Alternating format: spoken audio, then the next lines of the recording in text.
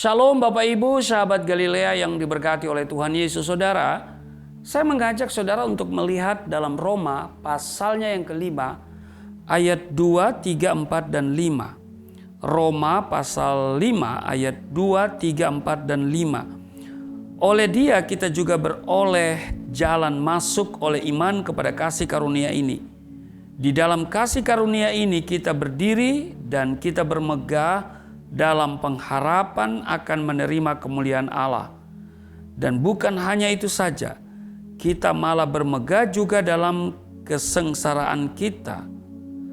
Karena kita tahu bahwa kesengsaraan itu menimbulkan ketekunan, dan ketekunan menimbulkan tahan uji, dan tahan uji menimbulkan pengharapan, dan pengharapan tidak mengecewakan, karena kasih Allah telah dicurahkan di dalam hati kita oleh Roh Kudus yang telah dikaruniakan kepada kita.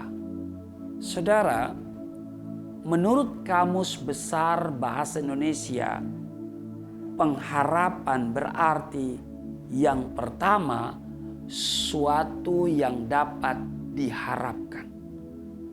Jadi pengharapan itu berarti yang pertama, sesuatu yang dapat diharapkan. Yang kedua, keinginan supaya menjadi kenyataan.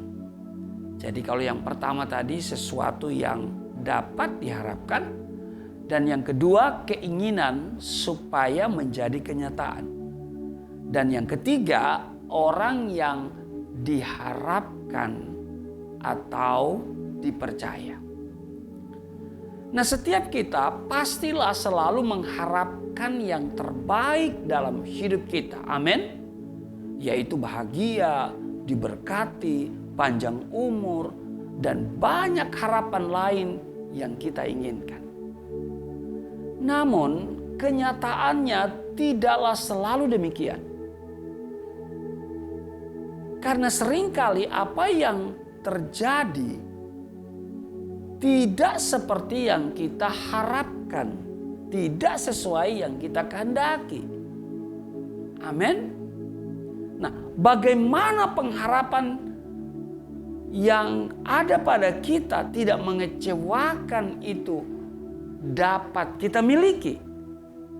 Kan dikatakan bahwa pengharapan orang percaya tidak mengecewakan. Nah, bagaimana pengharapan yang tidak mengecewakan itu dapat kita miliki? Yang pertama, saudara, dengar baik. Pengharapan sebagai proses. Dalam Roma pasal 3, pasal 5 ayat 3 dan sampai dengan ayatnya yang keempat, dikatakan, dan bukan hanya itu saja, kita malah bermegah juga dalam kesengsaraan kita. Karena kita tahu bahwa kesengsaraan itu menimbulkan ketekunan, dan ketekunan menimbulkan tahan uji, dan tahan uji menimbulkan pengharapan. Jadi perhatikan, di sini disebutkan bahwa pengharapan adalah hasil akhir dari sebuah proses. Amin. Nah, urutannya adalah yang pertama kesengsaraan, ketekunan, tahan uji, kemudian pengharapan. Betul? Pengharapan bukanlah sesuatu yang diletakkan di depan, bukan terjadi seketika, namun melalui suatu proses. Untuk dapat memiliki pengharapan yang tidak mengecewakan, seseorang sebelumnya telah melalui yang namanya kesengsaraan. Kemampuan bertahan dari berbagai pergumulan hidup menimbulkan apa? Ketekunan. Bertekun terhadap apa yang sedang engkau hadapi. Ya kan? Ketekunan masih akan diuji sehingga akan berbuah pengharapan. Pertanyaannya begini, kenapa kenyataannya banyak orang yang nyatanya kecewa akan pengharapannya? Jawabannya, karena dia meletakkan pengharapannya di depan proses yang lain. Ketika seseorang meletakkan pengharapan terlebih dahulu, pengharapan tersebut dapat mengecewakan. Ketika kesengsaraan datang dan belum tahan uji, pengharapan membuahkan kekecewaan. Pengharapan sejati yang tidak mengecewakan adalah pengharapan yang tahan uji, bahkan terhadap kesengsaraan. Sehingga apapun yang terjadi, pengharapan kita tidak pernah mengecewakan. Itu yang pertama. Jadi saudara, bagaimana pengharapan yang tidak mengecewakan itu dapat kita miliki? Yang pertama, pengharapan harus dilihat sebagai proses. Amin. Yang kedua, meletakkan pengharapan kita kepada Tuhan.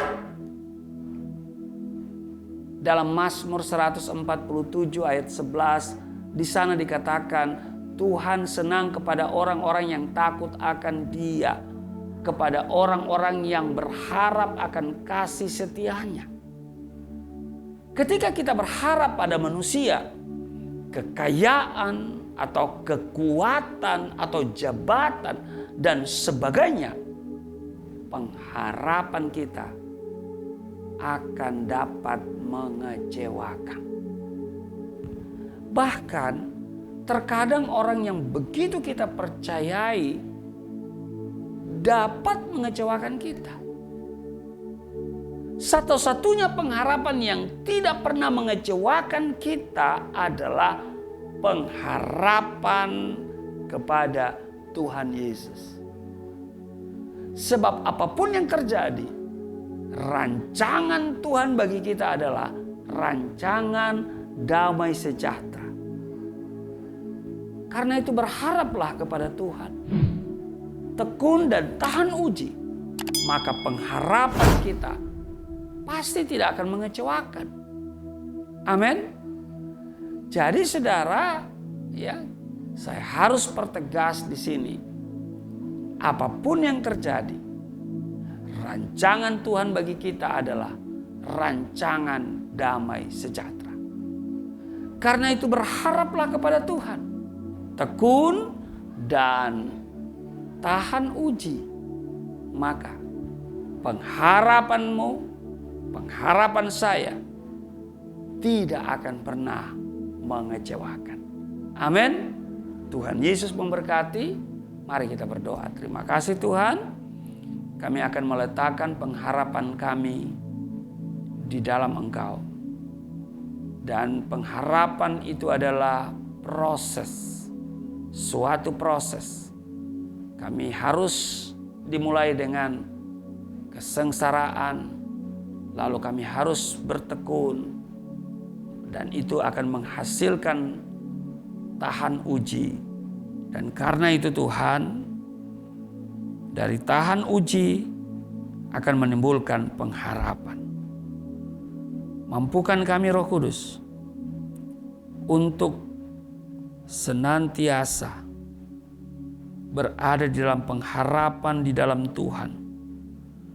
Meskipun kami mengalami banyak kesengsaraan, kami tahu kesengsaraan itu menimbulkan ketekunan.